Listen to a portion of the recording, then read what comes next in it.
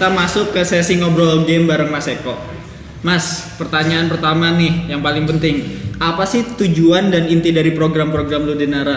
Oke, tujuan dan inti dari program Ludenara sebenarnya untuk menghadirkan sebuah budaya bermain yang sehat dan bermakna di seluruh keluarga di Indonesia. Jadi semua program kita tuh didesain untuk kemudian mengajak orang tua dan guru untuk sama-sama mengoptimalkan potensi game, sekaligus juga tentunya kegiatan bermain sebagai sebuah kegiatan belajar yang efektif. Harapannya dengan begitu nanti kita bisa melihat banyak keluarga, banyak sekolah, kemudian bisa menghadirkan sebuah proses pembelajaran yang interaktif, yang menarik, yang meaningful, dan juga engaging buat anak-anak kita. Dan kalau kita bisa hadirkan itu kan jadinya seru.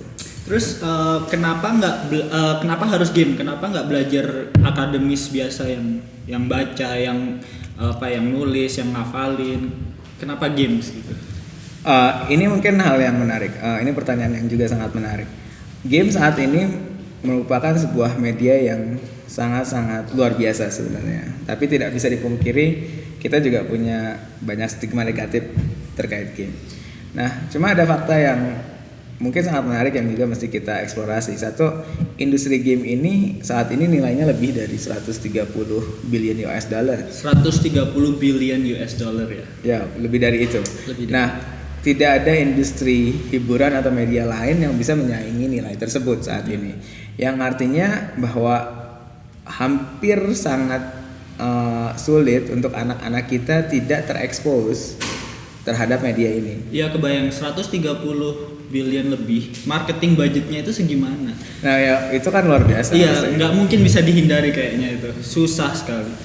Nah, kalau saat ini kita punya sebuah media yang sedemikian rupa luas cakupannya, maksudnya dan luar biasa besarnya secara industri, kenapa kita tidak memanfaatkannya juga untuk hal yang bisa memberikan aspek positif untuk anak-anak kita atau untuk diri kita secara umum istilahnya. Nah, salah satu yang juga mesti dipahami bahwa sebenarnya sejak lama game itu udah digunakan sebagai media pembelajaran. Ya, nah, artinya kalau kita coba gabungkan dua hal tersebut, kita sekarang ada industri yang maju pesat, luar biasa nilainya, dan sebenarnya industri ini bertumpu pada sebuah media yang sejak lama dikenal sebagai media pembelajaran. Bukannya itu jadi sebuah opportunity untuk kita bisa mengoptimalkan hal tersebut juga untuk kebaikan atau untuk ngasilin potensi positif di anak-anak kita, dan itu kan dirinya seru harusnya. Iya, setahu saya juga sebelum zaman dahulu kala ya, sebelum ada edukasi secara sistem yang konkret, yang sekolah jelas gitu, nenek moyang kita itu punya banyak cara buat ngajarin penerusnya gitu. Gimana Betul. cara mereka itu dihidup di dunia yang begitu susahnya ya. Mereka harus belajar gimana caranya aku bisa makan, gimana caranya aku bisa survive gitu. Betul. Dan setahu saya memang lewat bermain, dari bermain itu ada nilai-nilai yang mereka bisa praktis skill-skill hidupnya gitu kan ya. Sama ada juga stories ya. Tapi dua elemen itu selalu bergabung di dalam game sendiri kan ya.